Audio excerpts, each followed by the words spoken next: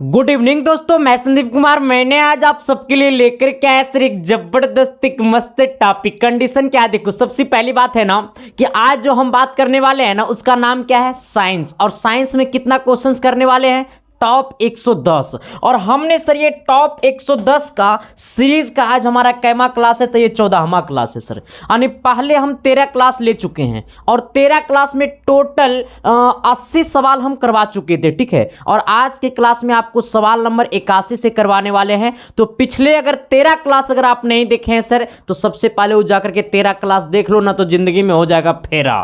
क्योंकि देखो सर, मैं कहता हूं क्या कि पढ़ाऊंगा वही जो बोर्ड एग्जाम पूछता है, और बोर्ड एग्जाम पूछेगा वही जो इसके साइंस क्लासेस पढ़ाता है सर, ठीक है। देखो सबसे पहली बात, एक बात और है कि ये हमारा 14वां क्लास में आज थोड़ा सा जो है ना को नंबर ऑफ क्वेश्चन का जो क्वालिटी होगा ना सर, वो चेंज होगा सर। हाँ, क्वालिटी एकदम दूरिये से चमकेगा सर। और मैं हमेशा से कहता हूं कि जो मेरा परिभाषा है वो किसी से मिलने वाला परिभाषा नहीं है सर, क्योंकि मेरा परिभाषा जो है सर वो खुद का कंटेंट होता है सर, ठीक है। ये खुद का लिखावट होता है सर। क्योंकि देखो सबसे पहली बात है ना कि मैं पहले खुद से पेपर में लिखता हूं सर, अपने हाथों से लिखता हूं, इसके बाद फिर इसको हम क्या किए हैं, टाइपिंग करवाया है सर, ठीक है। तो देखो सबसे पहली बात है ना कि क्वेश्चन को रटने के सुविधा तभी हो पाएगा, आप सवाल को तभी रट पाइएगा या फिर सवाल को आप तभी सही तरीका से पढ़ पाइएगा जब उस चीज को पढ़ने में मजा आएगा। आप कोई मूवी को, पूरा मूवी को कब देखिएगा, जब वो मूवी देखने में मजा आएगा, तभी तो मूवी को पूरा आप देख पाइएगा। इसी प्रकार से सर इसको जब आप पढ़िएगा और पढ़ने में आपको मजा आएगा और प्रत्येक वर्ड आपके दिल में जाकर के सर समझ आएगा, तो आपको कितना मजा आएगा, यही बात है सर, ठीक है। चलिए आइएगा सर, आज की क्लास को करता हूं शुरुआत। और इससे पहले मैं कहूंगा ना कि थोड़ी सी देखो पेशेंस बना करके रखना। और जो बहुत सारे बच्चे को ऐसा लग रहा था सर कि सिलेबस खत्म नहीं होगा, सिलेबस खत्म नहीं होगा, तो सर मैं आपसे वादा करता हूं कि आपका सिलेबस आपके एग्जाम के 20 दिन पहले आपके झोली में हम रख देंगे, ठीक है। बस अब संतुष्ट हो गया ना, हाँ क्लियर हो जाएगा सर। चलिए, कहता है क्या सर कि ओम के नियम में ताप को अचर क्यों रखा जाता है, बताएं। कहता है सर कि ओम के नियम में ताप को अचर रखा जाता है, क्यों? ओम के नियम में ताप को अचर रखा जाता है, क्यों, हमको यही बताना है। देखो सबसे पहली बात है सर कि ओम का नियम बोले तो V बराबर आई आर। ओम का नियम बोले तो V बराबर आई आर, ठीक है। ओम के नियम में किसको अचर रखा जाता है, तो ओम के नियम में ताप को अचर रखा जाता है। ओम का नियम का संबंध होता है V बराबर आई आर। यहां पे अगर हम गुना करेंगे सर, ये गुना में है, नीचे आएगा भागा में, यानी V बटा आई बराबर कितना हो जाएगा, आर, ठीक है सर। चलिए, कहता है क्या सर कि ताप के बदलने से प्रतिरोध का मान बदल जाता है। अगर ताप बदलेगा तो प्रतिरोध झटके में भी बदलेगा। तो यही हमने लिखा है सर कि ताप के बदलने से प्रतिरोध का मान बदल जाता है, जिससे धारा का सही मान प्राप्त नहीं हो पाता है। हमने क्या बोला है कि ताप के बदलने से प्रतिरोध का मान बदल जाता है, जिससे धारा का मान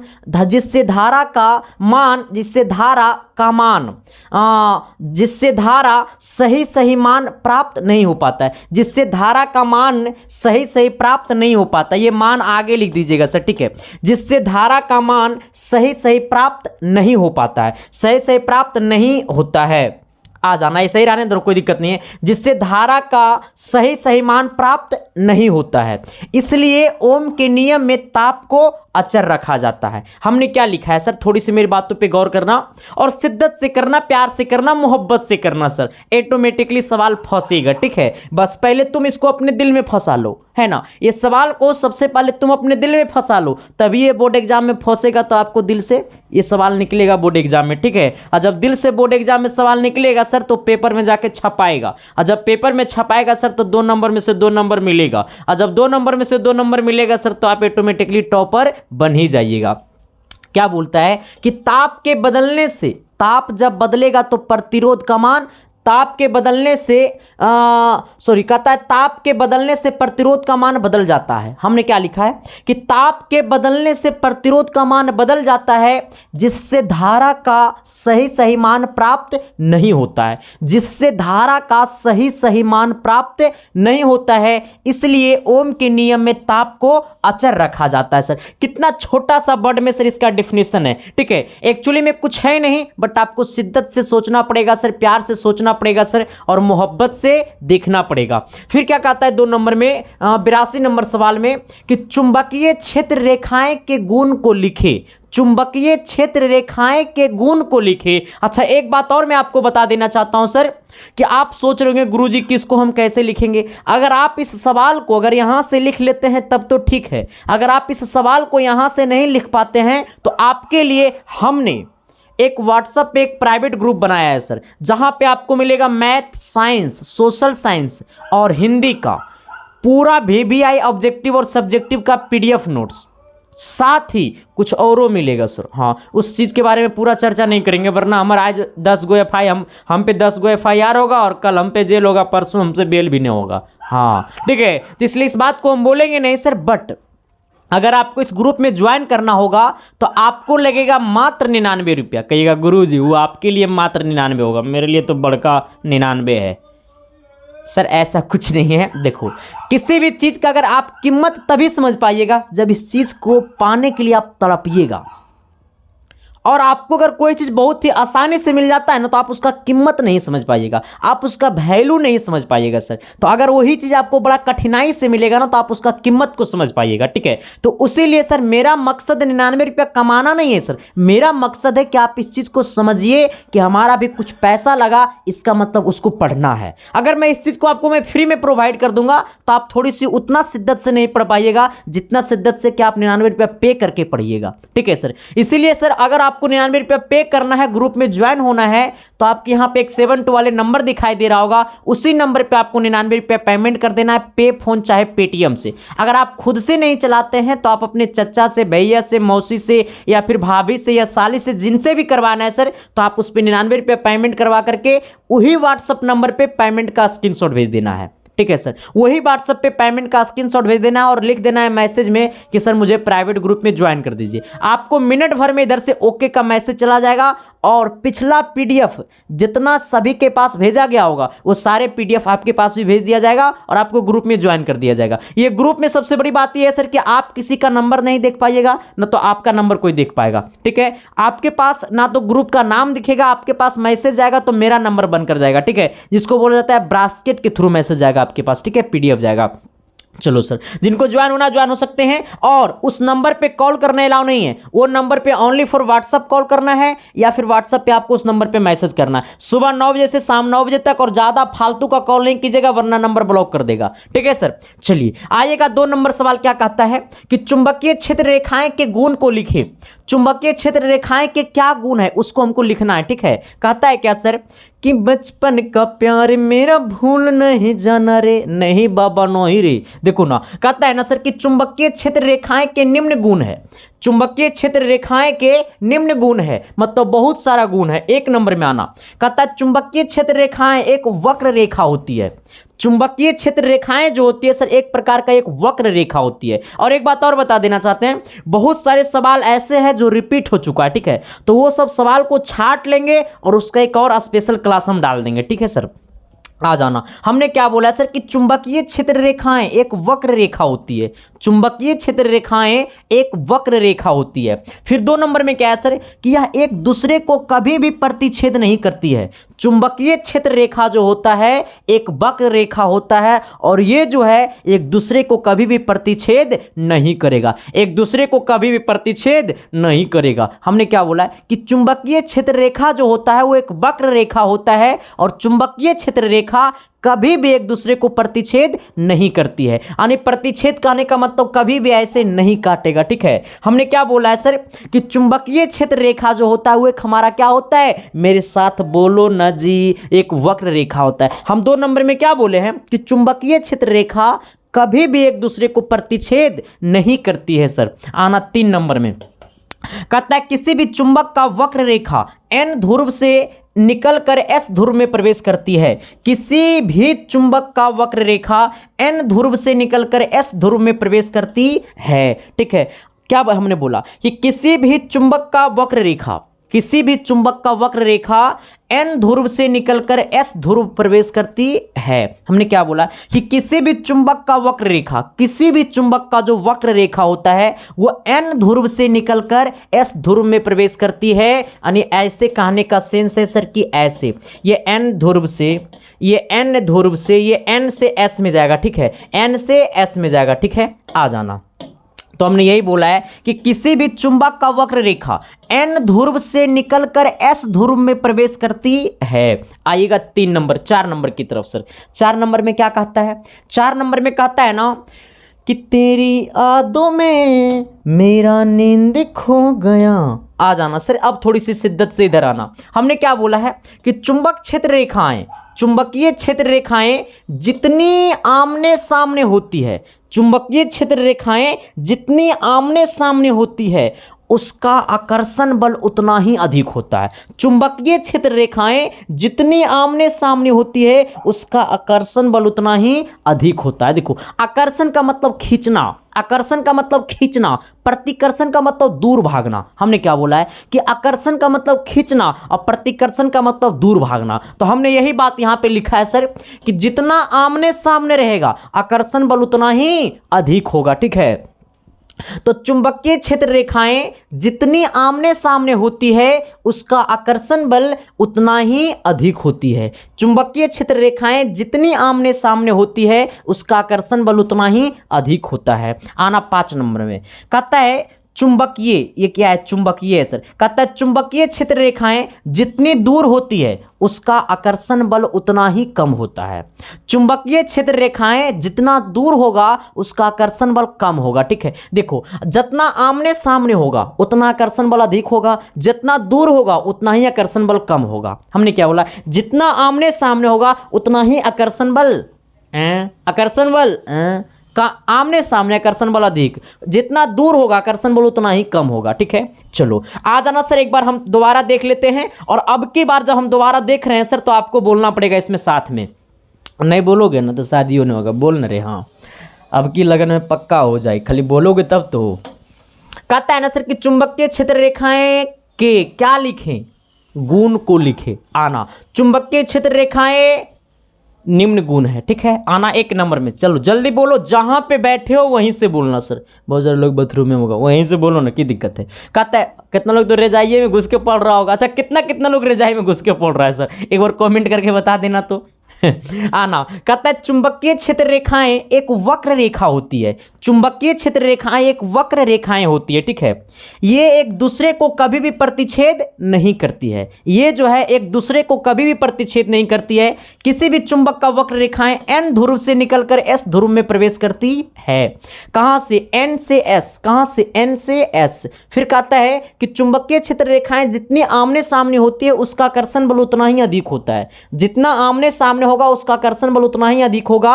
चुंबकीय क्षेत्र रेखाएं जितनी दूर होती है उनका आकर्षण बल उतना ही कम होता है सर। चलिए आइएगा 83 नंबर सवाल क्या कहता है, थोड़ी सी गौर करना।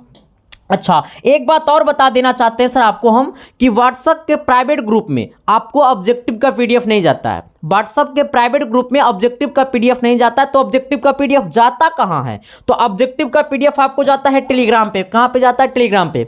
और जो लोग टेलीग्राम को ज्वाइन नहीं किया है ना सर, तो टेलीग्राम को ज्वाइन कर ले, वीडियो के डिस्क्रिप्शन में लिंक है, ठीक है। या फिर आप टेलीग्राम पे जाकर के सर्च कर सकते हैं @संदीप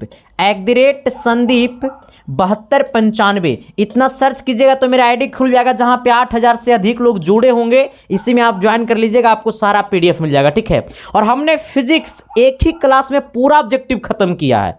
वो वाला क्लास अगर के यूट्यूब पे देख लो, सर्च कर लीजिएगा, पूरा फिजिक्स एक ही क्लास में खत्म। SK साइंस क्लासेस, वो वीडियो मिल जाएगा। केमिस्ट्री भी हमने पूरा खत्म कर दिया एक क्लास में ऑब्जेक्टिव का। मैथ में हमने भी पूरा खत्म कर दिया एक क्लास ऑब्जेक्टिव का। और इसी प्रकार से हम बायोलॉजी को भी खत्म कर देंगे, ठीक है सर। तो शिद्दत से, प्यार से, मोहब्बत से सारे क्लासेस को कर लीजिए। सिलेक्शन देना सर मेरा काम है, रिजल्ट देना मेरा काम है। और अब की बार 482 से भी पार होगा सर, उसमें कोई शक नहीं है। चलिए आइएगा सर अगला क्वेश्चन में। रुक जाओ, यही ना क्वेश्चन था। 83 नंबर सवाल की तरफ आना सर। 83 नंबर सवाल क्या कहता है, थोड़ी सी गौर करना। सवाल कहता है ना 83 नंबर कि आदर्श ईंधन किसे कहते हैं, इसकी विशेषताएं लिखिए। आदर्श ईंधन किसे कहते हैं, इसकी विशेषताएं को भी लिखना है। अच्छा, इस बात को आपको समझना है कि आदर्श ईंधन होता क्या है। ये आदर्श ईंधन होता क्या है सर, इसके हमको विशेषता भी लिखना है। कहता है वैसे ईंधन, कहता है वैसा ईंधन जिसका ऊष्मीय मान अधिक हो, वैसा ईंधन जिसका ऊष्मीय मान अधिक हो, जिसमें धुआं का उत्सर्जन ना हो। वैसा ईंधन जिसका ऊष्मीय मान अधिक हो, जिसमें धुआं का उत्सर्जन ना हो, जिसमें धुआं का उत्सर्जन ना हो, जो हानिकारक गैसों का उत्सर्जन नहीं करता है, जो हानिकारक गैसों का उत्सर्जन नहीं करता है, उसे हम लोग आदर्श ईंधन कहते हैं। उसे हम लोग आदर्श ईंधन कहते हैं। तो हमने क्या बोला है सर, एक बार मेरे साथ बोलना, शिद्दत से बोलना, प्यार से बोलना, मोहब्बत से बोलना। सर क्वेश्चन लड़ेगा, क्वेश्चन को लड़ाना मेरा काम है, आपका काम है शिद्दत से, प्यार से, मोहब्बत से पढ़ना। ठीक है सर। और देखो सर, एक बात और आपको मैं बता देना चाहता हूं सर कि बोर्ड एग्जाम में कॉपी लिखते समय ना सर किसी भी सवाल को छोड़ना नहीं है। ठीक है, किसी भी सवाल को छोड़ना नहीं है सर। तो अगर सवाल हमको नहीं आता है तो उसकी जगह क्या लिखना है वो भी मैं एक ट्रिक बताने वाला हूं सर, जो कि मैंने पिछले बार बताया था सर। तो उस पर लगभग 60,000 व्यू इस पर गया हुआ था। ठीक है, और वो जो है ना सर, वो जो तरीका है ना एकदम कदम कहे ना सर तो कंटाप का तरीका है। वैसा तरीका जो है ना सर, आपको बोर्ड एग्जाम में अगर अप्लाई कीजिएगा ना तो 2 नंबर के जगह 1 नंबर आपको पक्का मिलेगा सर। अगर जो सवाल आपको नहीं आ रहा है और उस तरह से अगर आप लिख दीजिएगा तो 2 नंबर के जगह 1 नंबर आपको पक्का देगा सर। ठीक है सर। तो इसीलिए शिद्दत से, प्यार से, मोहब्बत से पढ़ते रहिए। इसके साइंस क्लासेस सब कुछ सिखाएगा सर। और ये क्लास कैसा लग रहा है सर, एक बार शिद्दत से बता देना। नहीं बताओगे आ जाना। कहता है क्या सर कि आदर्श ईंधन किसे कहते हैं, इसकी विशेषताएं को लिखे। तो हमने क्या बोला है कि वैसा ईंधन जिसका ऊष्मीय मान अधिक हो। हमने क्या बोला है, वैसा ईंधन जिसका ऊष्मीय मान अधिक हो, जिसमें धुआं का उत्सर्जन ना हो। वैसा ईंधन जिसका ऊष्मीय मान अधिक हो, जिसमें धुआं का उत्सर्जन ना हो, जो हानिकारक गैसों का उत्सर्जन नहीं करता है, जो हानिकारक गैसों का उत्सर्जन नहीं करता है, उसे हम लोग आदर्श ईंधन कहते हैं। उसे हम लोग आदर्श ईंधन कहते हैं। हमने क्या बोला है सर कि वैसा ईंधन, क्या बोला हमने, जरा बोलो ना मेरे साथ प्यार से मेरे भाई। हाँ, वैसा ईंधन जिसका ऊष्मीय मान अधिक हो, वैसा ईंधन जिसका ऊष्मीय मान अधिक हो, जिसमें धुआं का उत्सर्जन ना हो और जो हानिकारक गैसों का उत्सर्जन नहीं करता, उसे आदर्श ईंधन कहते हैं। और कहता है इनकी विशेषताएं को भी लिखिए। तो कहता है सर इनकी विशेषता निम्नलिखित है। ठीक है, इनकी निम्नलिखित विशेषताएं हैं 1 नंबर में, इसका ऊष्मीय मान उच्च होता है। इसका ऊष्मीय मान क्या होता है, उच्च होता है। किसका, इसका बोले तो किसका, आदर्श ईंधन का। आदर्श ईंधन का ऊष्मीय मान जो होता है सर वो उच्च होता है। यह अधिक धुआं उत्पन्न नहीं करता है। आदर्श ईंधन जो होता है वो अधिक धुआं उत्पन्न नहीं करता। ऊष्मीय मान बहुत अधिक होता है लेकिन तो पर भी अधिक धुआं उत्पन्न नहीं करता है। आदर्श ईंधन का एक बड़ा विशेषता है सर, आदर्श ईंधन बहुत जो है ना इसका ऊष्मीय मान बहुत अधिक होता है, तो पर भी ये जो धुआं है वो बहुत कम, मतलब धुआं ना के ही बराबर उत्पन्न करता है। ठीक है, तो यह अधिक धुआं उत्पन्न नहीं करता है लेकिन इसका ऊष्मीय मान उच्च होता है। ठीक है, चलिए आइएगा सर अगला सवाल क्या कहता है, थोड़ी सी गौर करना। सवाल नंबर 84 की तरफ कहता है ना प्रजनन क्या है, प्रजनन होता क्या है सर। तो कहता है कि जीवधारियों द्वारा, ये द्वारा लिखा हुआ है। ठीक है, टाइपिंग में सर द्वारा आपको ऐसा ही लिखाता है। ठीक है, कहता है जीवधारियों द्वारा लैंगिक क्रियाओं के फलस्वरूप। हमने क्या बोला सर कि जीवधारियों द्वारा लैंगिक क्रियाओं के फलस्वरूप अपने जैसे संतानों की उत्पत्ति करने की क्रिया को ही क्या कहते हैं, प्रजनन कहते हैं। यानी कहने का सेंस है सर कि अगर हम अपने संतान को, अगर अपने बच्चा को पैदा कर रहे हैं सर तो मेरे जैसा ही गुणधर्म होगा, एस या नो। अगर हमें कोई शक है रे अगर हमें शक है तो सर मामला बड़ा गड़बड़ है, इस बात को समझ लेना। ठीक है, आ जाना। ये कह रहा है सर किसी और के जैसा हो जाएगा तो तो फिर सर हम बायोलॉजी आपको अच्छा से पढ़ा देंगे, ठीक है, आ जाना, तब पता चल जाएगा कि क्या कारण से किसी और का होगा, ठीक है सर। आना, कहता है प्रजनन क्या है सर, तो कहता है जीवधारियों द्वारा, किसके द्वारा, कोई भी जीवधारी द्वारा लैंगिक क्रियाओं के, किसके कौन सी क्रिया के द्वारा बच्चा संतान की उत्पत्ति होती है सर, लैंगिक क्रिया द्वारा, ठीक है। किस क्रिया द्वारा संतान की उत्पत्ति होती है, तो लैंगिक क्रिया द्वारा। कहता है सर जीवधारियों द्वारा लैंगिक क्रियाओं के फलस्वरूप, किस क्रिया के फलस्वरूप, लैंगिक क्रियाओं के फलस्वरूप अपने जैसे संतानों की उत्पत्ति करने की क्रिया को ही प्रजनन कहते हैं। क्या कहते हैं रे बाबा, प्रजनन कहते हैं, ठीक है सर। हमने क्या बोला है, एक बार आंख मूंद के बोलोगे मेरे साथ, ये सब बात तो बोलिए देगा, और पता है नु, देखो सर हम जनन एंड प्रजनन जो है ना सर, एक स्पेशल क्लास में आपको हम बड़ा डीपली तरीका से पढ़ाएंगे सर। ये सब चीज़ हमको ही पढ़ाने में मज़ा आता है, कहेगा हाँ मास्टर पूरा तो मज़ा ही करेगा। देखो हमने क्या बोला है सर कि प्रजनन क्या है, तो कहता है जीवधारियों द्वारा लैंगिक क्रियाओं के फलस्वरूप, जीवधारियों द्वारा लैंगिक क्रियाओं के फलस्वरूप अपने जैसे संतान, मतलब अपने जैसे संतान की उत्पत्ति करने की क्रिया को ही प्रजनन कहते हैं। अब इसको हम तिबारा नहीं पढ़ेंगे सर। चलिए आइएगा सर, सवाल नंबर 85 क्या कहता है, थोड़ी सी गौर करना, शिद्दत से, प्यार से, मोहब्बत से। और जो सवाल रिपीट हुआ है ना उसके लिए टेंशन नहीं लेना, इसके जगह हम कोई और सवाल डाल देंगे, ठीक है। और बायोलॉजी का अभी दीर्घोत्तरीय सवाल और लाएंगे, बायोलॉजी का एकदम फेमस सवाल अगले क्लास में लाएंगे, ठीक है। अगले क्लास में उम्मीद करना कि आपको ज़्यादातर के लघुत्तरीय सवाल नहीं रहेगा, ज़्यादातर के दीर्घोत्तरीय सवाल रहेगा, ठीक है सर। हाँ इस चीज़ को हम इस चीज़ को कोशिश करेंगे, ठीक है। आ जाना सर।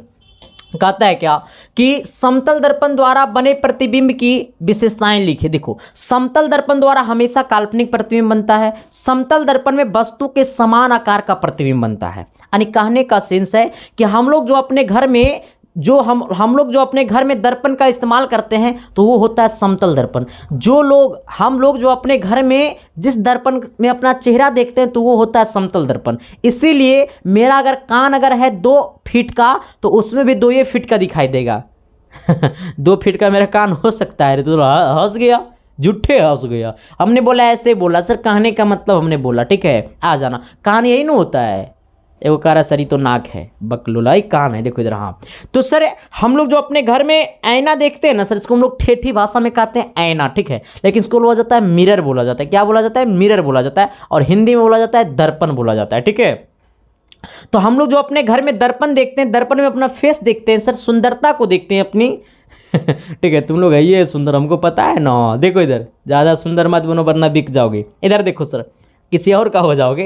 अब देखो सर, तो हम लोग जो फेस देखते हैं ना आईना में, तो हम लोग का घर में जो इस्तेमाल करते हैं वो समतल दर्पण होता है। इसीलिए जितना बड़ा मेरा चेहरा होता है उतना ही बड़ा दर्पण में दिखाई देता है। इसका मतलब है कि वो समतल दर्पण है, ठीक है। आ जाना सर।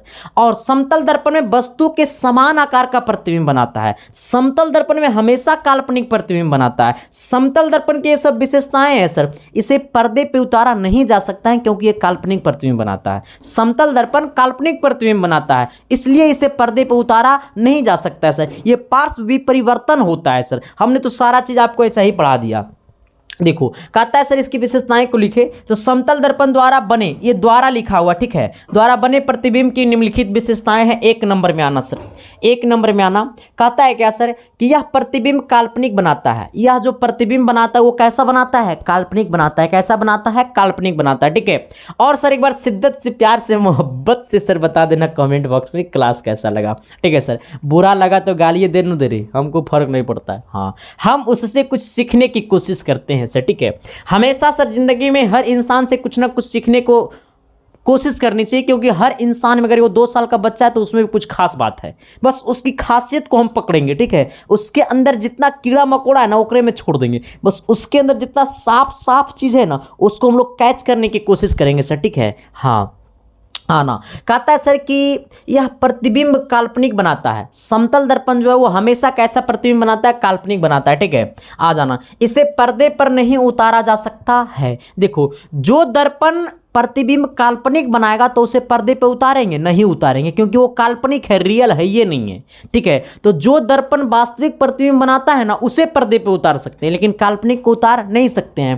तो ये बोला गया सर कि इसे पर्दे पर नहीं उतारा जा सकता है। क्यों? क्योंकि ये काल्पनिक प्रतिबिंब बनाता है। ठीक है, आ जाना कहता है इसमें प्रतिबिंब का आकार वस्तु के आकार का बराबर होता है। समतल दर्पण में जो होता है सर वो प्रतिबिंब का आकार वस्तु के आकार का क्या होता है? बराबर होता है। समतल दर्पण में प्रतिबिंब का आकार वस्तु के आकार का क्या होता है? बराबर होता है।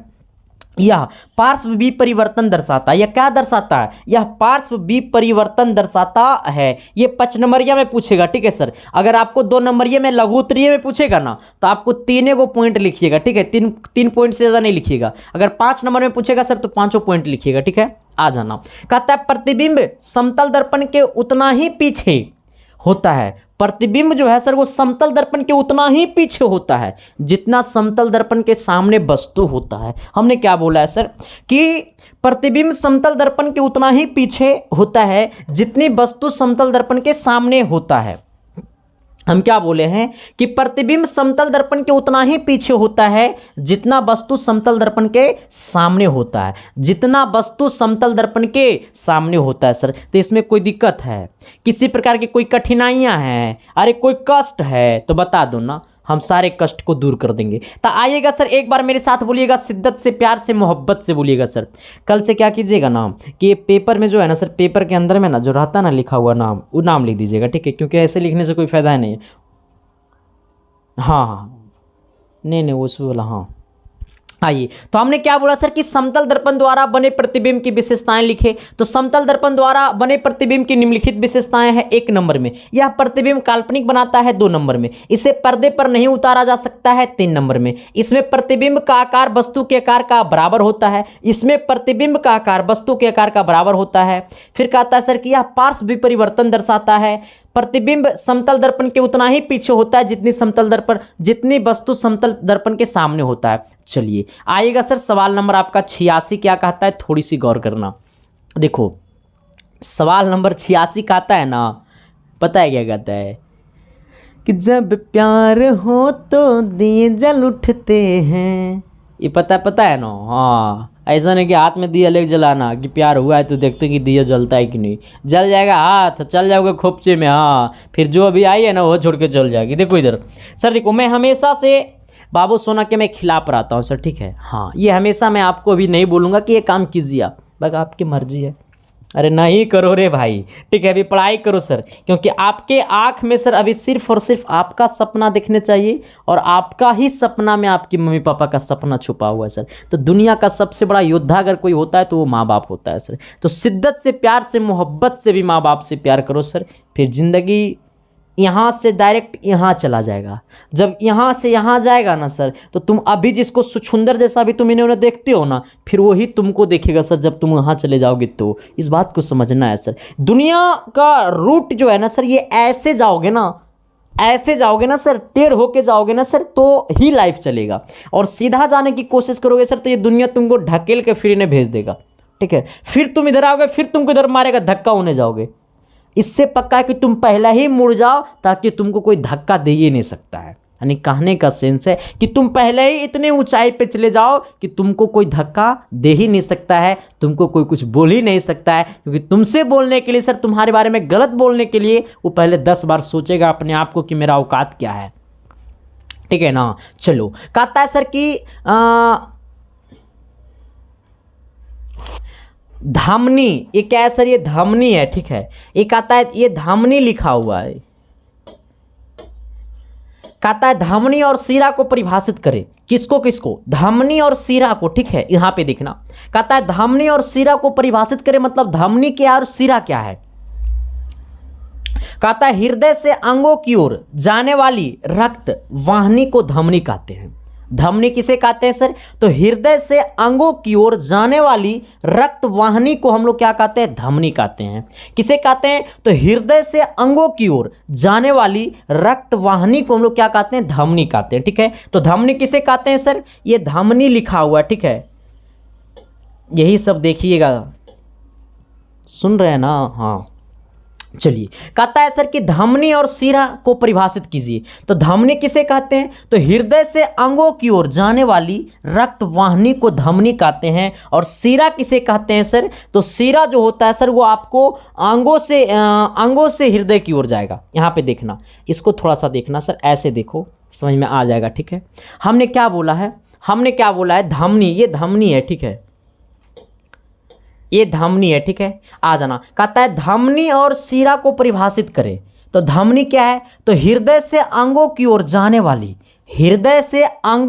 जाने वाली रक्त वाहिनी को धमनी कहते हैं। और शिरा किसे कहते हैं? तो अंगों से हृदय की ओर, ये हृदय से अंगों की ओर, तो ये अंगों से हृदय की ओर जाने वाली रक्त वाहिनी को हम लोग क्या कहते हैं? शिरा कहते हैं।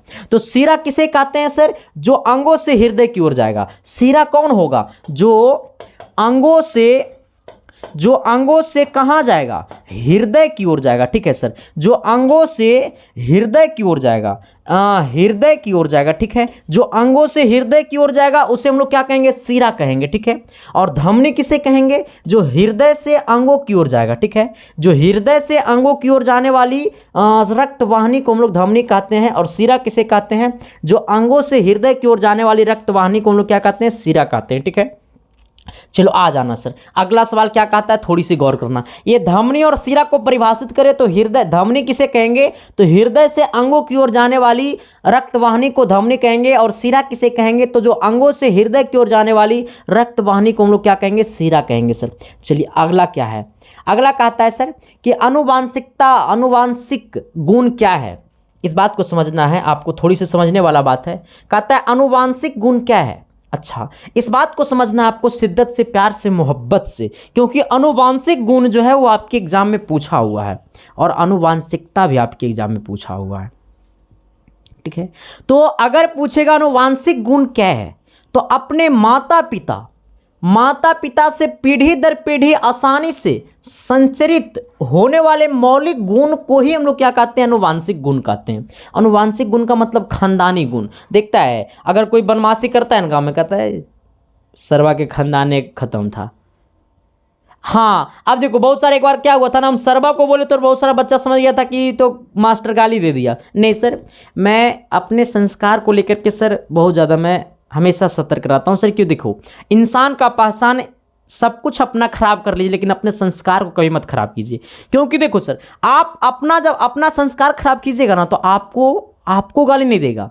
आप जब अपना संस्कार को खराब कीजिएगा तो लोग आपको गाली नहीं देगा, आपके माता पिता को गाली देगा सर। इसलिए अपने अंदर की सब कुछ खराब कर दीजिए, बट अपने डीएनए पर कोई लक्षण नहीं लगने दीजिए सर, है ना। यानी अपने संस्कार को पीढ़ी दर पीढ़ी आगे ले जाने की कोशिश कीजिए, ना कि गिराने की कोशिश कीजिए। अगर आप में इतना क्षमता नहीं है कि हम अपने माता पिता की संस्कार को, माता पिता के वजह से आपको संस्कार मिलता है ना, तो उनकी ये संस्कार, खानदान के संस्कार को आगे लेकर के जाना सर, अगर आप में इतनी क्षमता नहीं है तो आप में ये भी क्षमता नहीं है कि उसकी क्षमता को हम गिरा सकते हैं, उनकी संस्कार को हम लोग गिरा सकते हैं। नहीं सर, अगर आप में आगे बढ़ाने की क्षमता नहीं तो आप गिराने की क्षमता नहीं है। यानी कहने का सेंस यहाँ पर एक मेरा बात और है कि आपको अगर माता पिता को अगर ज़मीन खरीद करके देने की क्षमता नहीं है तो माता पिता का ज़मीन खरीदा हुआ आपको बेचने की कोई क्षमता नहीं है सर।